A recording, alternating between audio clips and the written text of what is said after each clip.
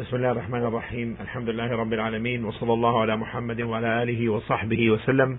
In the name of Allah, the most beneficent, the most merciful, I testify that there is no true God worthy of worship except Allah, and that Muhammad is Allah's true slave and messenger. May Allah's salah and salam be upon the noble Prophet and his household and the noble companions and those who follow on their path until the day of resurrection. We resume the discussion of the collection of the hadiths by Imam An-Nawawi Rahimahullah, famous for 40 Nawawi hadith, where we have reached hadith number 13, and this is based upon the explanation by our Shaykh Muhammad bin Salih Al-Uthaymeen Rahimahullah Ta'ala. عن أبي حمزة أنس بن مالك رضي الله تعالى عنه خادم رسول الله صلى الله عليه وسلم عن النبي صلى الله عليه وسلم قال لا يؤمن أحدكم حتى يحب لأخيه ما يحب لنفسه. On the authority of Anas bin Malik, the servant of the Prophet عليه الصلاة والسلام, of the Messenger صلى الله عليه وسلم, that the Prophet عليه الصلاة والسلام said, none of you truly believes until he wishes for his brother what he wishes for himself. This is reported by Bukhari and Muslim. The explanation, when he says, when the Prophet ﷺ said لا يؤمن أحدكم, meaning لا يتم إيمان أحدنا, the faith of any one of us will not be completed. So this negation here is a negation for kamal and tamam, negation of perfection and completion. It's not a negation of the foundation of iman, of faith. ليس نفيا لأصل الإيمان. It is not a negation of the foundation of faith. If someone says, what is the evidence for your interpretation? Isn't this a type of changing the wording from its obvious meaning?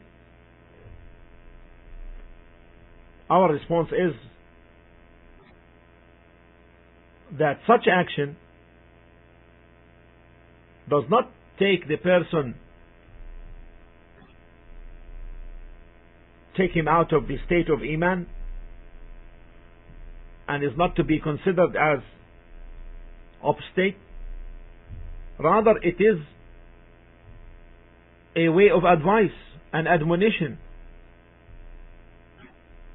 and therefore the negation becomes a negation of perfection of faith, not of its foundation. Now, if someone also says, don't you denounce the people of ta'wil for their ta'wil? Don't you denounce the people of ta'wil, those who go away from or relinquish the obvious meaning into some other figurative or different meaning? The answer, we don't denounce except that ta'wil which is baseless in terms of the evidence. There is no dalil for it. And any ta'wil which is baseless, meaning does not have a proof, then it becomes a change, alteration, not an interpretation.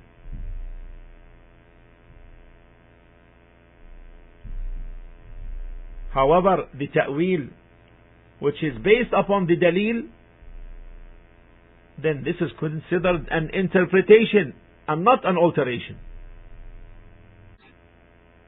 As the Prophet ﷺ said concerning Abdullah bin Abbas, may Allah be pleased with him, and his father,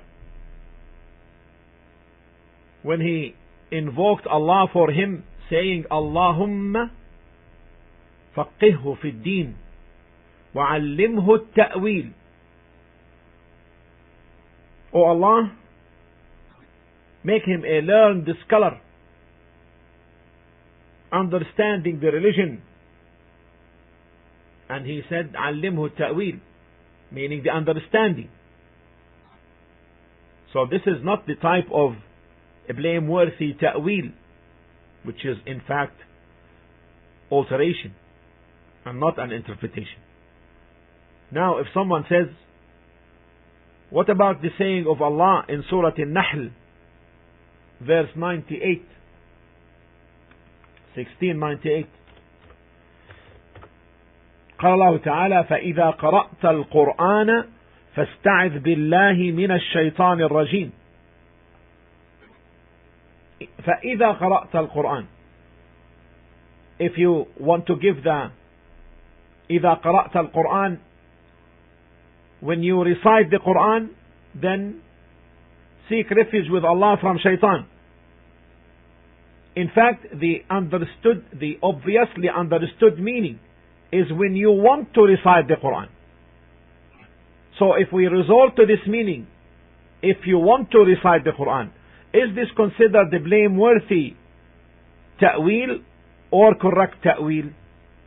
The answer is this is correct ta'wil, because there is evidence from the action of the Prophet ﷺ when he recited or sought refuge in Allah.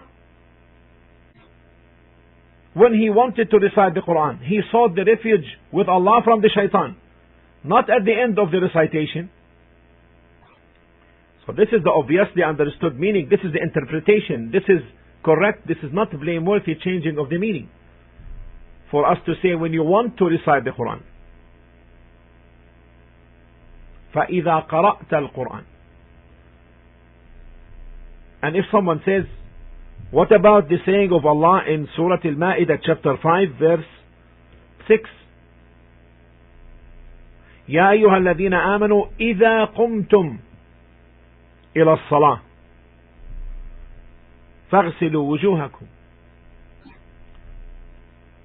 The obviously understood meaning here is, يَا أَيُّهَا الَّذِينَ آمَنُوا إِذَا قُمْتُمْ, oh you believe, when you intend to offer the salah,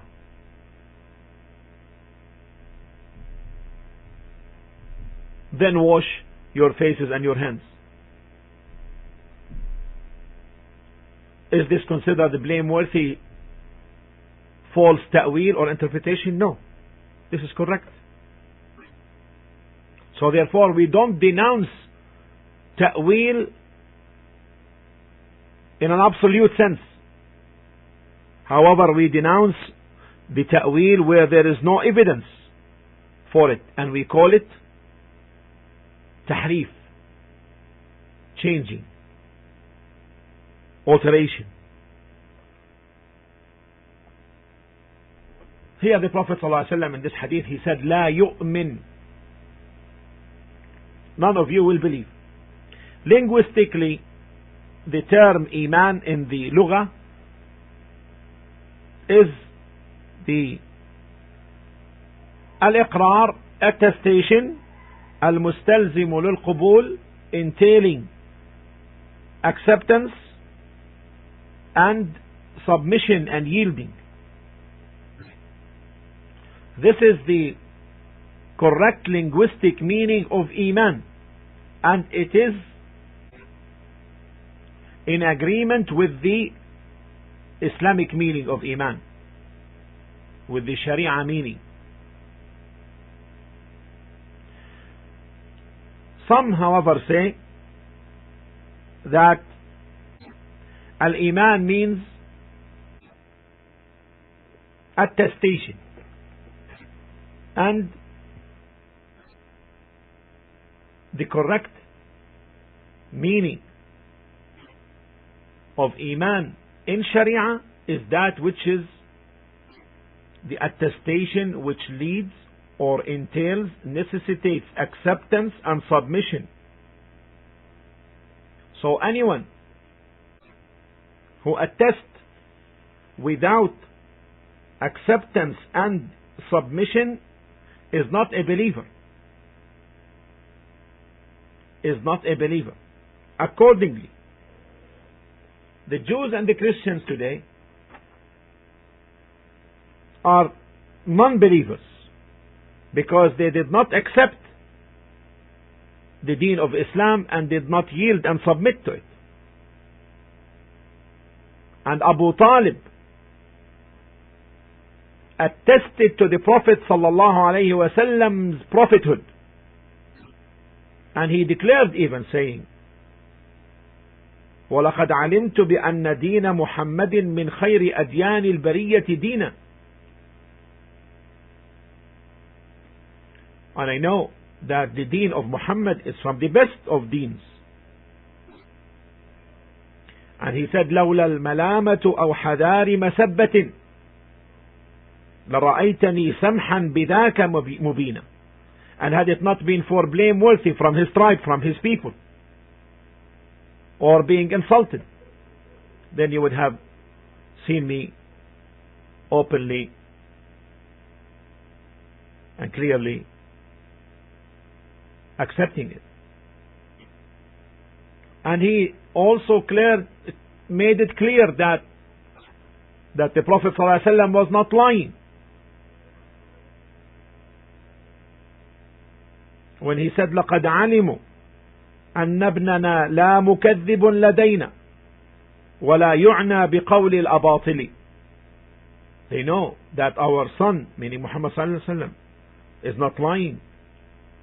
وَلَا يُعْنَى بِقَوْلِ الْأَبَاطِلِ. And he is not concerned of the saying of falsehoods or a falsehood. This is a clear attestation and defense of the Messenger ﷺ in his poetry. However, despite all of this, he is not a believer, because he did not accept and he did not yield and submit. So he died on the kufr. We seek refuge in Allah from that. The place of faith, al-iman, is al-qalb wal-lisan wal-jawarih. Al-qalb, the heart, the tongue, and the body parts. Meaning, al-iman yakunu bil-qalb, faith is established in the heart and also by the tongue and by the body parts. As to the tongue, the saying of the tongue is called iman, and the action of the body parts is called iman, and the evidence is the saying of Allah subhanahu wa ta'ala in Surah Al-Baqarah in 2:143. وَمَا كَانَ اللَّهُ لِيُضِيعَ إِيمَانَكُمْ وَمَا كَانَ اللَّهُ لِيُضِيعَ إِيمَانَكُمْ.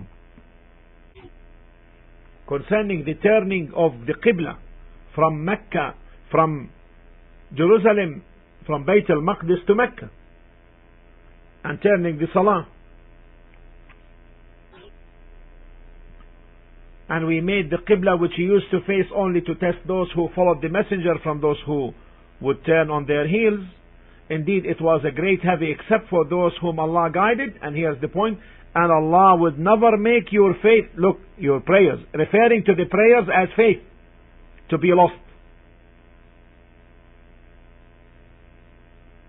You see, Allah referred to the prayers as faith. وَمَا كَانَ اللَّهُ لِيُضِيعَ إِيمَانَكُمْ. Their previous salah to Bayt al-Maqdis, Allah will count it for them. And Allah would never make your faith, your prayers, meaning to be lost. So here, meaning salatakum ila Bayt al-Maqdis, your prayer towards the Jerusalem is not to be lost. And he called it iman. And also the Prophet ﷺ in the hadith which is reported by Muslim, that faith is 70 branches and more, فأعلاها, the highest of which is قول لا إله إلا الله, the saying of لا إله إلا الله, there is no true God worthy of worship except Allah. وأدناها إماطة الأذى عن الطريق, and least is the removal of a harmful object from the way, from the road. وَالْحَيَاءُ شُعْبَةٌ مِّنَ الْإِيمَانِ, and bashfulness is a branch of faith. So when he said the highest is the saying of La ilaha illallah, this is the utterance of the tongue. And the removal of the harmful object, this is from the action of jawarih, of the body parts, and it is iman. And bashfulness is from the action of the heart. As to the saying that iman, the iman's place is in the heart only, and therefore anyone who attests accordingly, then he has believed. This is clear error, incorrect. Then the Prophet ﷺ in the hadith, if we go back to it please, لا يؤمن أحدكم حتى يحب لأخيه ما يحب لنفسه. حتى يحب, until he loves for his brother or wishes for his brother. This is love. And if someone wants to define what is love, we tell them love is love. And it cannot be explained better than its wording. Love is love. Al-mahabba hiya al-mahabba. To his brother, meaning to his believing brother, on faith. Loves for him what he loves for himself, from good and from warding off evil and protecting his honor and so forth. And in the hadith, whoever loves to be removed from the hell and admitted to paradise, let him die while believing in Allah and the last day, and to give to people what he loves for them to give him. The benefits of this verse, the benefits of this hadith.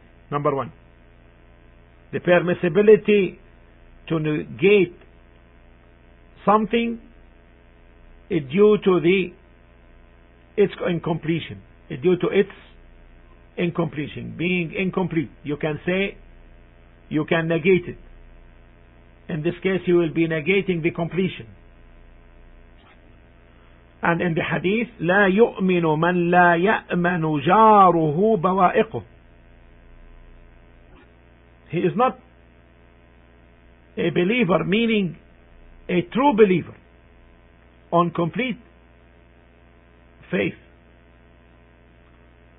The person whose neighbor does not feel safe from his evil.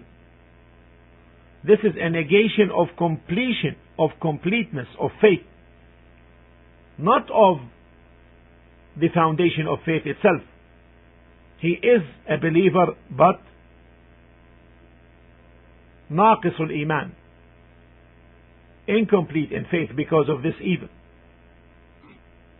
From this, the same thing, the hadith of the Prophet ﷺ when he says, لا صلاة بحضرة طعام, no salah when food is present, meaning no complete salah, because this person who is about to pray, his heart will be busy with the food presented or brought forth. And the examples like this are many. Secondly, the obligation that the brother loves for his brother what he loves for himself. Because the negation of iman, of faith, for the one who doesn't do that, is an indication for this obligation or evidence. Because Iman is not negated except due to the existence of something which opposes it, or due to the absence of an obligation which is part of it. Thirdly, warning against envy. Because the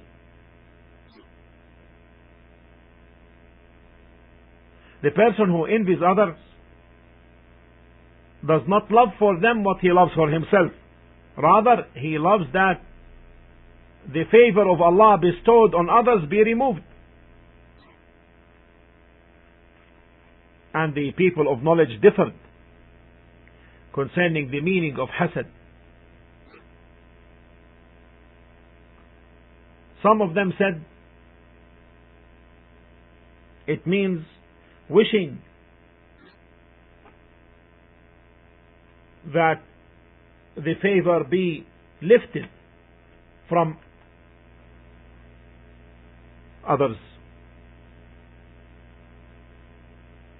Others said that it means disliking what Allah favored others with. And this is the choice of Shaykh al-Islam Ibn Taymiyyah rahimahullah. If the person dislikes what Allah subhanahu wa ta'ala bestows upon others, then in this case he is envying him, even though he may not wish that the favors be lifted. If someone now says that for you to love for your brother what you love for yourself is something difficult. Like, for example, you love that he becomes a scholar or becomes rich and have children and upright.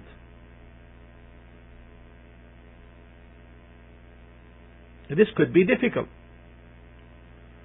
The answer,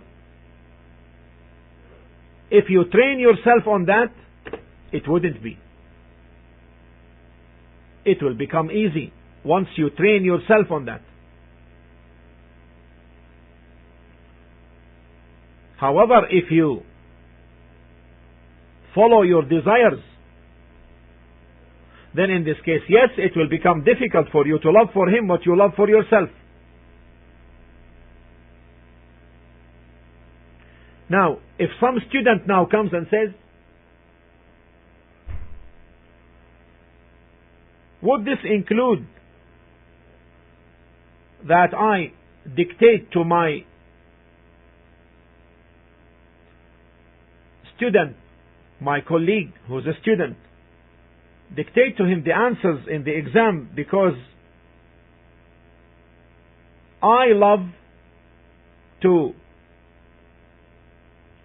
pass the exam and be successful, so should I dictate to him the answers so that he also passes the exam and be successful? The answer is no, because this is from ghish, deception.